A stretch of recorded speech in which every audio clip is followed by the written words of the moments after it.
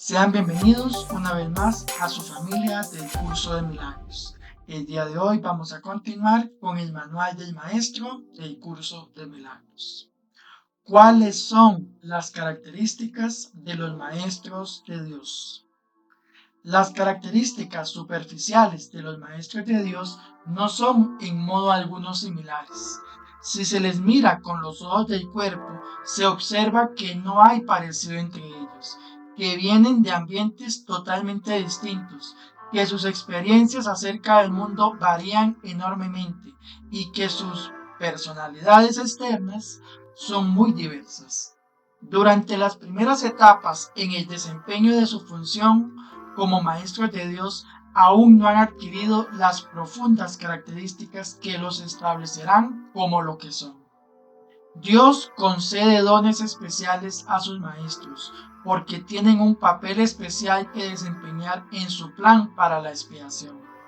El que sean especiales es, por supuesto, una condición estrictamente temporal, establecida en el tiempo a fin de que los conduzca más allá de él. Estos dones especiales, nacidos de la revelación santa hacia la que se encamina la situación de aprendizaje-enseñanza, se convierten en algo característico de todos los maestros de Dios que han progresado en su aprendizaje. En este sentido, todos son iguales. Todas las diferencias que puedan existir entre los hijos de Dios son temporales. No obstante, puede afirmarse que, en el tiempo, los maestros de Dios más avanzados poseen las siguientes características. 1. Confianza. He aquí la base sobre la que descansa su capacidad para llevar a cabo su función.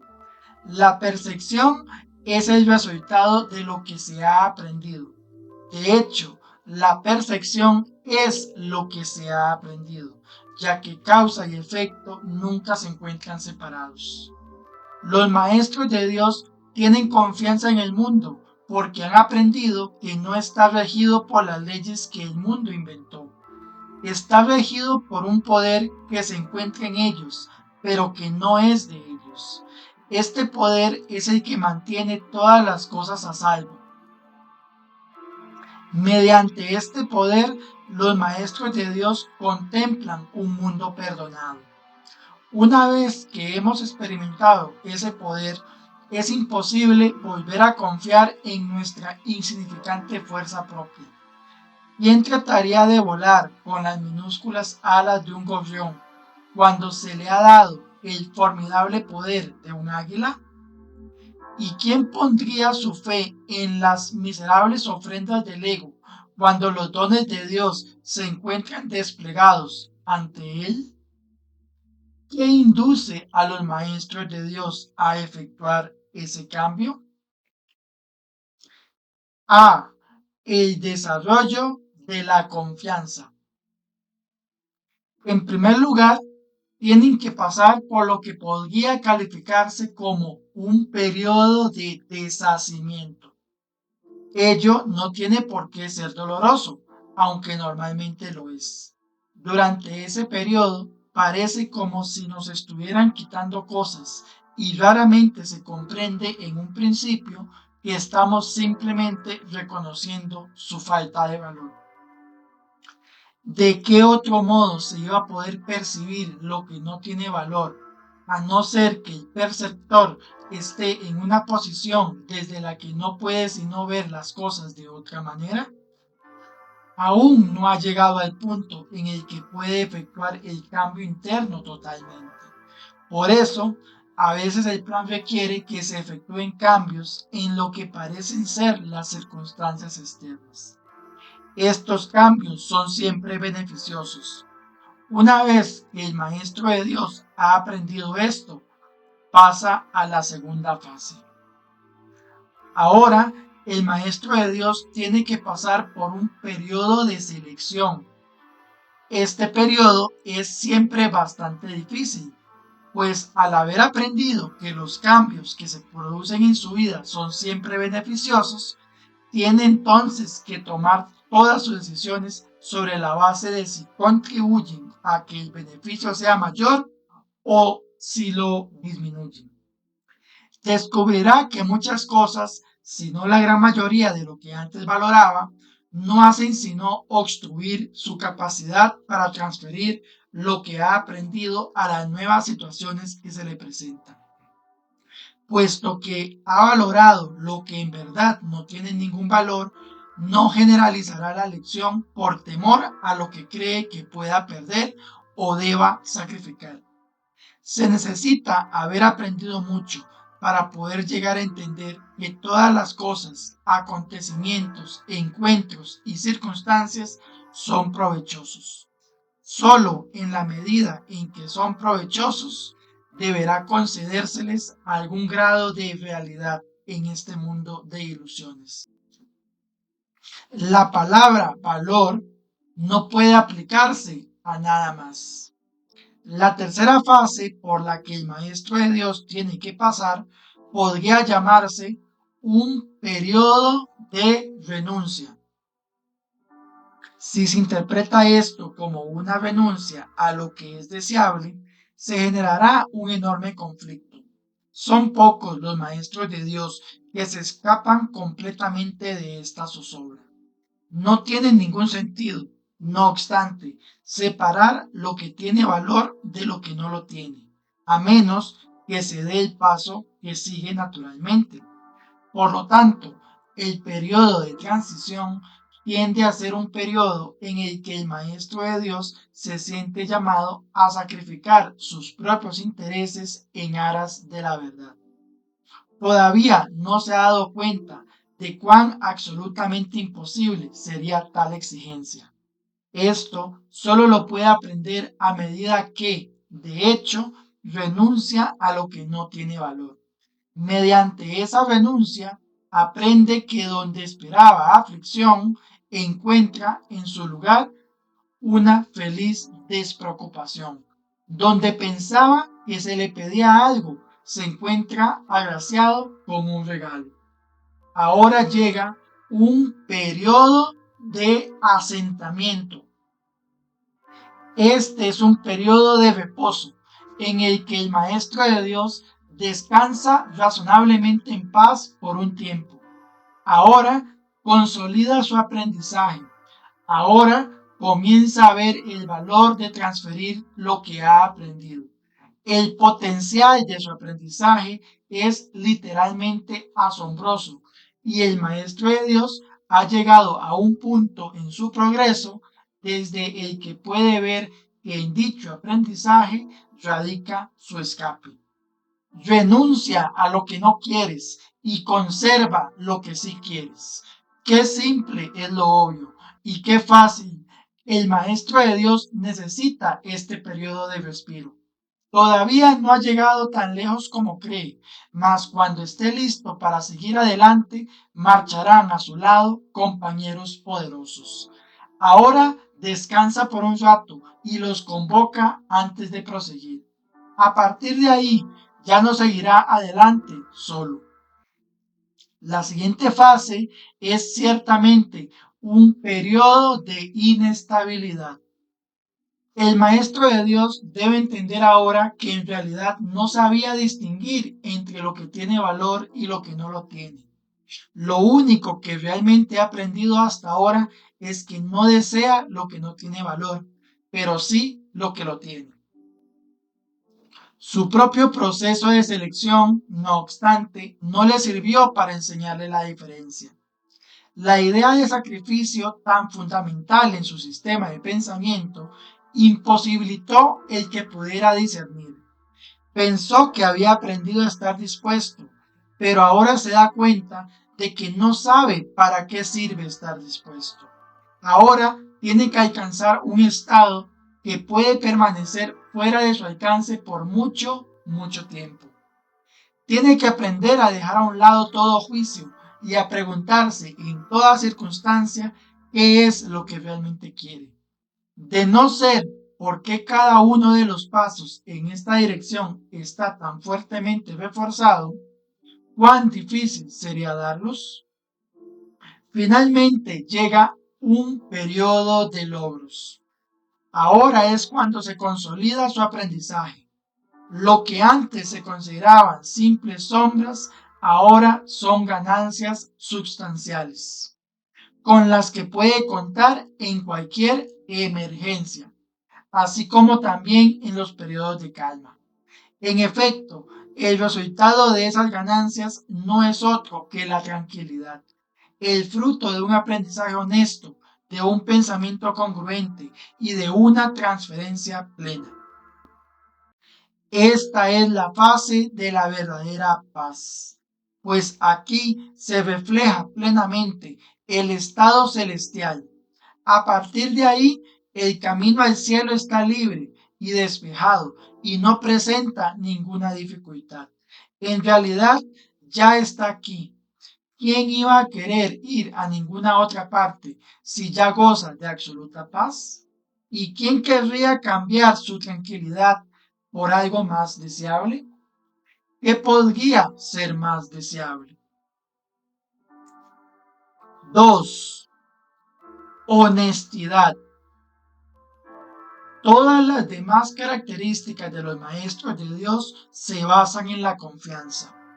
Una vez que ésta se ha alcanzado, las otras se suceden naturalmente. Solo los que tienen confianza pueden permitirse ser honestos, pues solo ellos pueden ver el valor de la honestidad. La honestidad no se limita únicamente a lo que dices. El verdadero significado del término es congruencia. Nada de lo que dices está en contradicción con lo que piensas o haces. Ningún pensamiento se opone a otro. Ningún acto contradice tu palabra, ni ninguna palabra está en desacuerdo con otra. Así son los verdaderamente honestos. No están en conflictos consigo mismos a ningún nivel. Por lo tanto, les es imposible estar en conflicto con nadie o con nada. La paz mental que experimentan los maestros de Dios avanzados se debe en gran medida a su perfecta honestidad. Solo el deseo de engañar da lugar a la pugna. El que es uno consigo mismo no puede ni siquiera concebir el conflicto. El conflicto es el resultado inevitable del autoengaño y el autoengaño es deshonestidad.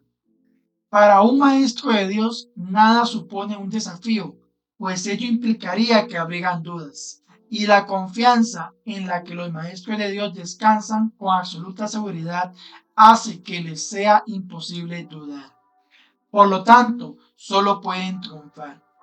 En esto, como en todo, son honestos. Solo pueden triunfar porque nunca hacen su propia voluntad. Eligen por toda la humanidad, por todo el mundo y por todas las cosas que en él habitan, por lo que es inalterable e inmutable más allá de las apariencias, y por el Hijo de Dios y su Creador. ¿Cómo no van a triunfar? Eligen con perfecta honestidad, tan seguros de sí mismos como de su elección. 3. Tolerancia. Los maestros de Dios no juzgan. Juzgar es ser deshonesto, pues es asumir un papel que no te corresponde.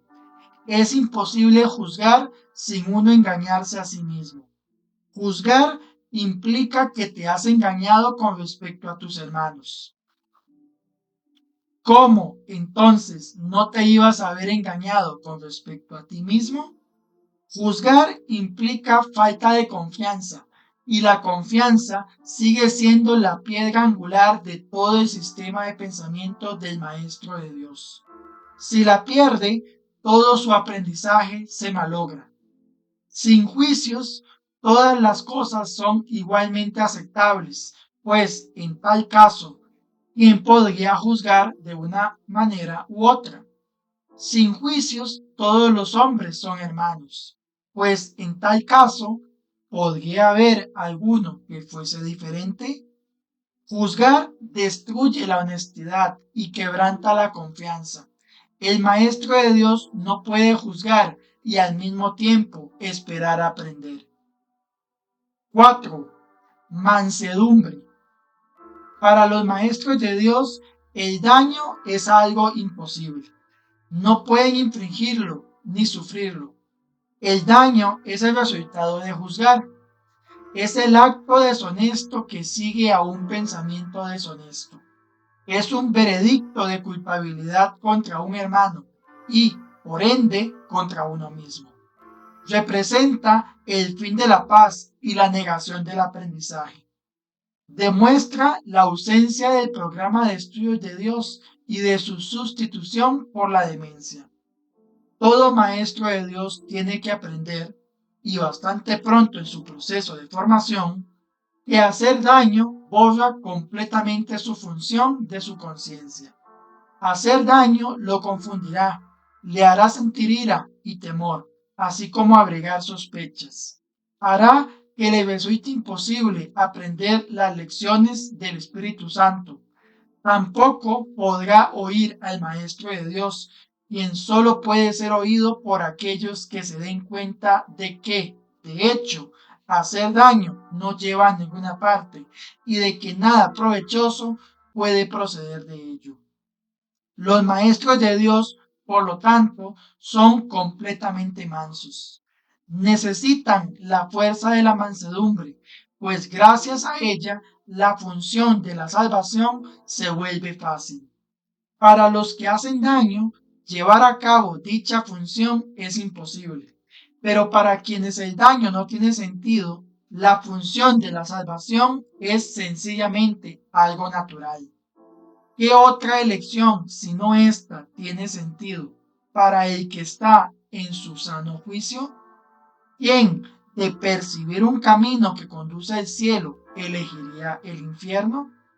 ¿Y quién elegiría la debilidad que irremediablemente resulta de hacer daño cuando puede elegir la fuerza infalible, todo abarcadora e ilimitada de la mansedumbre? El poder de los maestros de Dios radica en su mansedumbre, pues han entendido que sus pensamientos de maldad no emanaban del Hijo de Dios ni de su Creador. Por lo tanto, unieron sus pensamientos a aquel que es su fuente, y así su voluntad, que siempre fue la de Dios, quedó libre para hacer lo que es. 5. Júbilo. El júbilo es el resultado inevitable de la mansedumbre. La mansedumbre significa que ahora el miedo es imposible. ¿Qué podría entonces obstaculizar el júbilo? Las manos abiertas de la mansedumbre están siempre llenas. Los mansos no experimentan dolor, no pueden sufrir.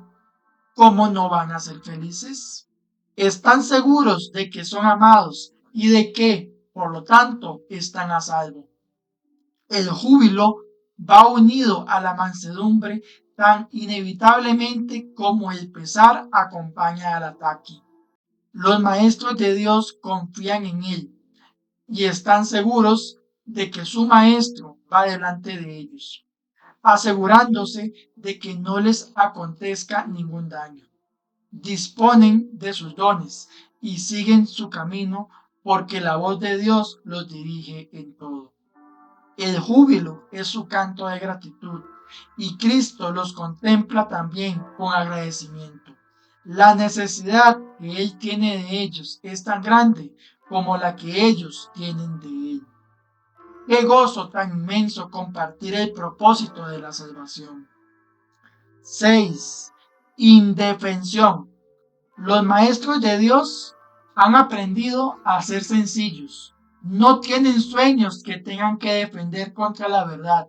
No tratan de forjarse a sí mismos. Su júbilo procede de saber quién los creó. ¿Y es acaso necesario defender lo que Dios creó? Nadie puede convertirse en un maestro de Dios avanzado mientras no comprenda plenamente que las defensas no son más que absurdos guardianes de ilusiones descabelladas. Cuanto más grotesco es el sueño, más formidables y poderosas parecen ser sus defensas. Sin embargo, cuando el Maestro de Dios acepta finalmente mirar más allá de ellas, se da cuenta de que allí no había nada. Al principio permite que se le desengañe lentamente, pero a medida que su confianza aumenta, aprende más rápido. Cuando se abandonan las defensas, no se experimenta peligro. Lo que se experimenta es seguridad. Lo que se experimenta es paz. Lo que se experimenta es dicha. Lo que se experimenta es a Dios. 7. Generosidad. La palabra generosidad tiene un significado especial para el Maestro de Dios. No es el significado usual de la palabra. De hecho, es un significado que tiene que aprenderse y aprenderse muy bien. Al igual que todos los demás atributos de los maestros de Dios, este se basa a fin de cuentas en la confianza, puesto que sin confianza nadie puede ser generoso en el verdadero sentido de la palabra. Para el mundo, generosidad significa dar en el sentido de perder. Para los maestros de Dios, generosidad significa dar en el sentido de conservar. Se ha hecho hincapié en esta idea a lo largo del texto, así como en el libro de ejercicios, pero tal vez sea más extraña para el pensamiento del mundo que muchas de las otras ideas de nuestro programa de estudios. Lo que la hace más extraña es el hecho de que es obviamente lo opuesto a la manera de pensar del mundo. De la manera más clara posible y en el más simple de los niveles, la palabra significa exactamente lo opuesto para el Maestro de Dios que para el mundo. El Maestro de Dios es generoso en interés propio, pero no nos referimos aquí al interés propio del que el mundo habla. El Maestro de Dios no quiere nada que él no pueda dar, pues se da cuenta de que, por definición, ello no tendría ningún valor. ¿Para qué lo iba a querer? Solo podría perder por su causa. No podría ganar nada.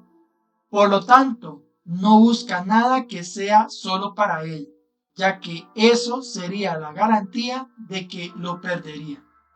No quiere sufrir. ¿Por qué entonces iba a querer buscarse dolor? Pero sí quiere conservar todas las cosas que son de Dios y que, por ende, son para su Hijo. Esas son las cosas que le pertenecen. Esas sí que las puede dar con verdadera generosidad, conservándolas de este modo para sí mismo eternamente. 8. Paciencia. Los que están seguros del resultado pueden permitirse el lujo de esperar y esperar sin ansiedad. Para el Maestro de Dios, tener paciencia es algo natural. Todo lo que ve son resultados indudables que ocurrirán en un momento que tal vez aún le sea desconocido, pero que no pone en duda. El momento será tan apropiado como la respuesta. Y esto es verdad con respecto a todo lo que ocurre ahora u ocurre en el futuro. En el pasado tampoco se produjeron errores, ni ocurrió nada que no sirviera para beneficiar al mundo, así como aquel a quien aparentemente le ocurrió. Tal vez esto no se entendió así en su momento. Con todo, el Maestro de Dios está dispuesto a reconsiderar todas sus decisiones pasadas si éstas le están causando dolor a alguien. Tener paciencia es algo natural para los que tienen confianza, seguros de la interpretación final de todas las cosas en el tiempo. Ningún resultado ya visto o por venir puede causarles temor alguno. 9. Fe. El grado de fe de un maestro de Dios indica cuán avanzado se encuentra en su programa de estudios.